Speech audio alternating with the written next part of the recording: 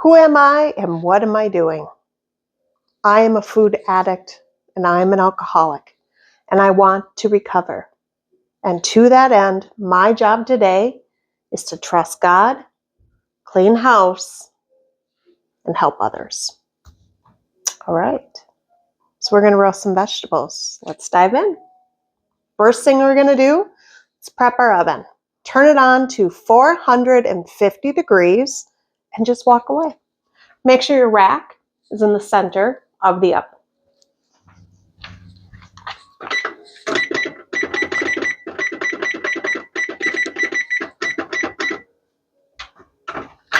All right, preheating the oven.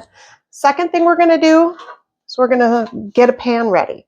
So here's a little trick. Turn your cookie sheet, this is my large of the set of 3, upside down. Take your foil. The shiny side is the outside. It's the pretty side, like wrapping paper. We're going to cook on the dull side. That's the side that is prepped for cooking.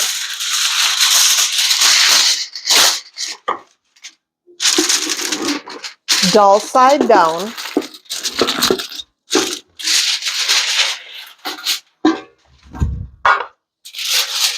Just plop that in. Pretty easy to make it fit without any rips that way. All right, just set it aside for a minute. Well, one other thing we can do, olive oil cooking spray, Aldi. Just spray your pan. The other reason I like to use foil is because I don't like to scrub pots and pans as much as I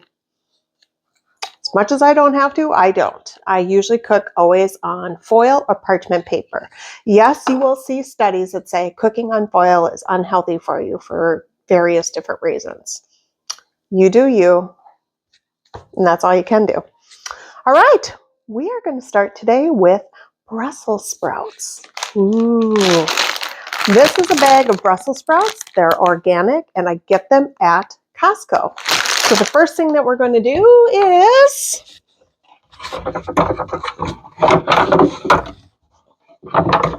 oh boy, get out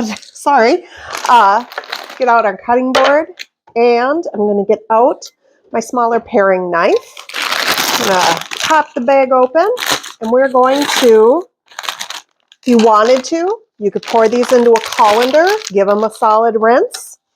Not everybody rinses their vegetables, but you can if you want to.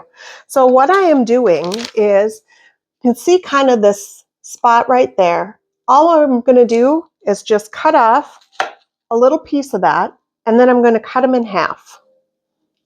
Use whatever knife feels comfortable for you. All right, our 2-pound bag of Brussels sprouts is almost done. All right, so what I do is I just kind of keep everything on my cutting board here, and I got a garbage close and handy. All right, next stop, carrots. All right, people think that carrots are such a nuisance because you got to peel them. Here's a little carrot truth, and I Googled this. So, you know it's just fact. So I'm just going to take out, let's see, this is a 6-pound bag, and I'm going to do maybe just not quite half. So we're looking at 2.5, maybe 3 pounds of carrots. I know, it sounds like a lot. I'm going to go rinse these in the sink.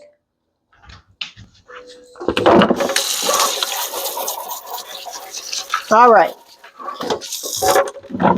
To peel the carrot or not peel the carrot? That is the question. So here's what I found out. Some people say, oh, don't peel them because there's a lot of nutrients in that skin. Not exactly true.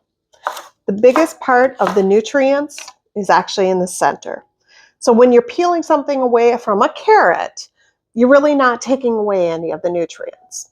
The reason that they're peeled is that most root vegetables are peeled. Potatoes, beets, carrots. Some people think that the skin of a carrot can taste a little bit bitter and earthy after it's been cooked. I don't notice that for me in roasting. If I was trying to really make a nice impression and I was cooking for company, I would peel them. But for me, I'm fine with my carrots not peeled. I give them a rinse. And then what we do is you cut off each end. If you got a weird spot, you cut that off. And then I'm cutting them at a diagonal. The only reason is because it's pretty. But I can do kind of like, well, my length of finger. And then you can cut them down the center as well so that they're a little bit more like halved and then pieced. And then what that's going to do is that these are going to cook around the same timeline as your Brussels sprouts. So keeping them on the shorter, thinner side is going to be better. So that's what that looks like. Take the ends off. Cut, cut, cut, cut. Don't go faster if you are not used to. Work with a sharp knife, a good sharp knife. I mean, in my opinion, hey, a good KitchenAid knife from Walmart. I prefer this style. It's a little bit easier because you shouldn't have to just push and struggle. It should be nice. It should cut it so that it's not a hazard of you pushing and then cutting yourself. I 100% am queen of cutting myself. The more sober time goes by, the more I cut myself when I cook. Yeah, it's true. So just remember, there is nothing overly perfect about cooking. My God, I have skins on my carrots. Before sobriety, I never would have done that because I was too mindset on that. Everything had to be perfect, even if it wasn't for somebody else. Somewhere there's a council in my brain of people who were judging me. There's a tiny spot there. Let's just get rid of that. Like as if my permanent record was following me around. And I could hear the voices I was bullied as a child. I can hear the voices of those 4th and 5th grade kids and how mean that they can be. And somehow, how I cooked my food and what it looked like gave me great value in myself. But usually just because I was also highly intoxicated while I did it. And the food that I was eating and cooking was very high in fat, high in sugar, and overly consumed to a point of being ready for, a coma, as we call it, the food coma, right? So, all right, we're almost done with our carrots.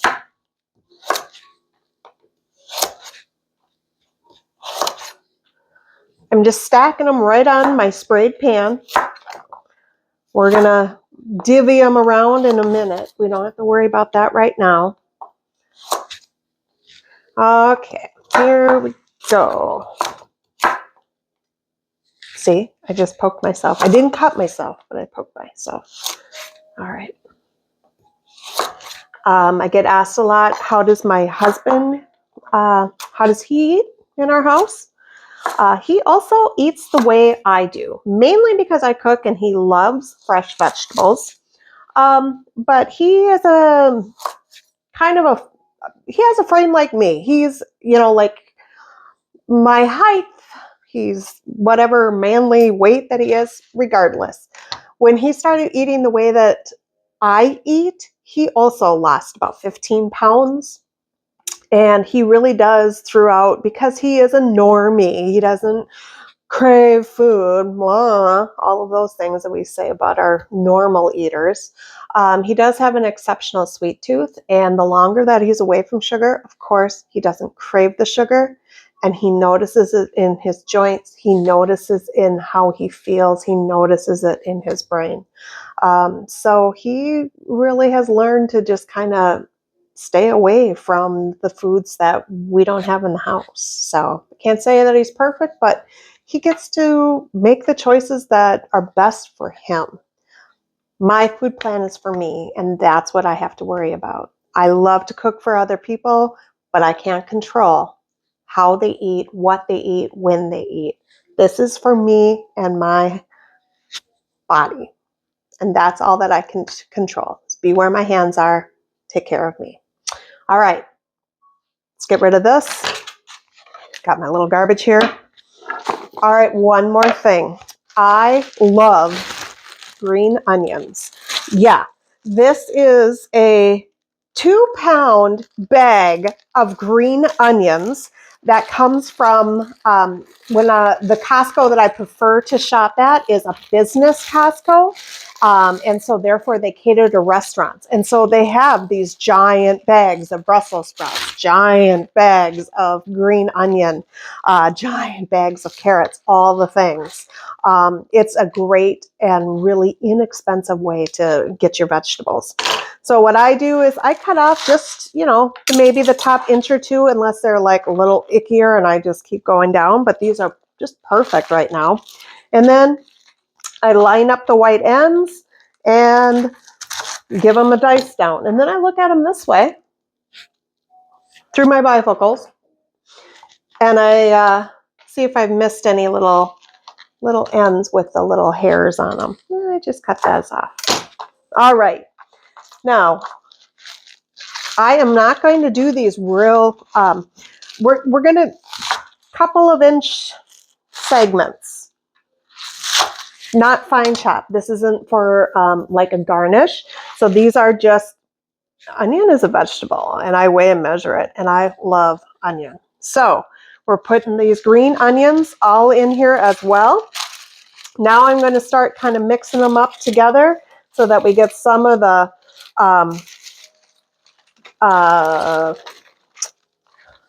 these things on the top and get some of the onion to the bottom and kind of get those carrots going all over. And then here is how simple this is going to be. Oh, so let's catch you up with what we missed. Couple of my favorite things. Basically, once all the vegetables are down, I go through and I spray the top slightly heavily. It's not like we're drinking salad dressing here, with olive oil to coat the tops of them. And then I'm going to use salt. I am a kosher salt person, just my personal preference. If you are a sea salt person, if you are Himalayan salt, use the salt that you like and that's best for you. I will tell you to avoid table salt, iodined table salt. The reason is there is a preservative that is added to iodine table salt to help preserve the iodine.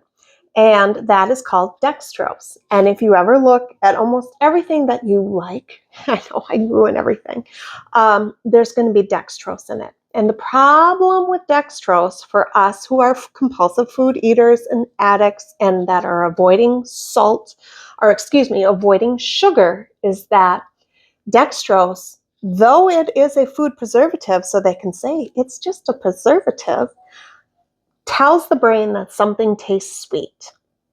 So in a sense, it really is a sweetener. And if you are sensitive, like I am, to sugar, and it affects your brain like an addict, that is something that you are going to want to avoid. So checking all of your labels and watching for the word dextrose. All right, so you are going to go through and you are going to salt your food, salt the top. Salt also helps draw out the moisture. The next thing that I'm going to put on top of there is dill, dry dill.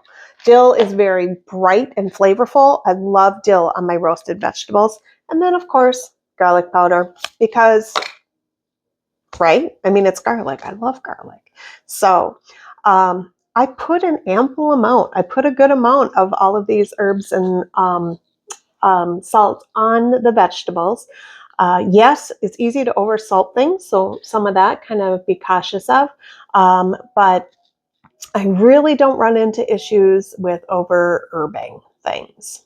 So, all right. So then what I did is I put that whole tray into the oven at 450 degrees, which we had preset. And I am going to let that puppy go for a solid 15 minutes before I'm even going to mess with it. So I will be coming back when we're at 15 minutes and we'll take a look. I will say, this is through the glass. I'm not opening it because we don't want to let the heat out. Keep your cupboard, keep your oven closed and just let it go. Sometimes that's the hardest part. Just let it go for 15 minutes. I promise it will not burst into flames. All right, it's been at least 15 minutes. Let's give this a look. Oh, this is beautiful. All right, I'm working on my camera angles here. As you can see, there's some brownness going on.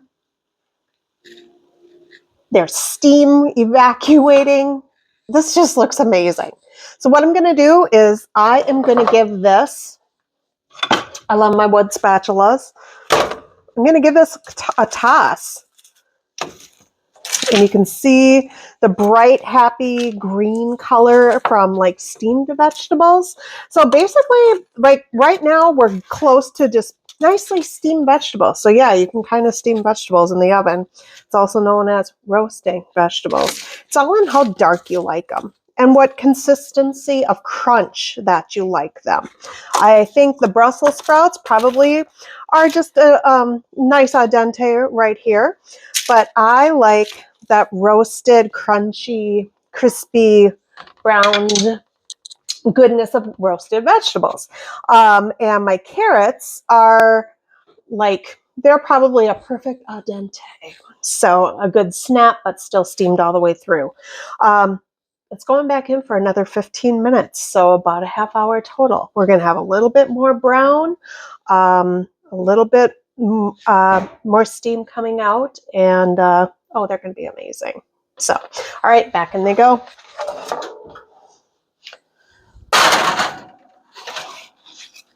All right, 25-30 minute mark. Grabbing my hot pads, going in, one on each side. It's a heavy pan, and it's hot. All right. Oh my gosh, you guys, the smell is amazing. These are just looking absolutely beautiful and perfect. Basically, they're done. They're ready to go. So that literally was olive oil spray, salt, garlic powder, and dill on, you could use any kind of vegetables you like. Today, Brussels sprouts, carrots, and some green onion for texture and flavor. And 15 minutes, give them a toss, 15 minutes, they're done. And you have food for quite a few meals. All right, I'm going to pause this so that I can give you a little close-up video here. Oh, you guys, can you see this? See the beautiful, beautiful Brussels sprouts, sorry. Oh, it's so colorful, great shades of orange and green and the little zip of the onion in there. That's my favorite part. I love a good onion. So this was roasted Brussels sprouts and carrots. I hope you enjoyed watching. I hope you learned something. Please definitely hit subscribe. Email me any thoughts, comments, or something that you want to learn how to cook. I'd be so happy to share any knowledge that I have with you. I am not a professional. I am not licensed by anything. I just love to cook. And sometimes I think things that turn out and sometimes things don't go so well. So my answer to everything is just check Google. There's so much information out there, so you can't go wrong. All right. Have a wonderful evening for me, and we'll talk to you soon.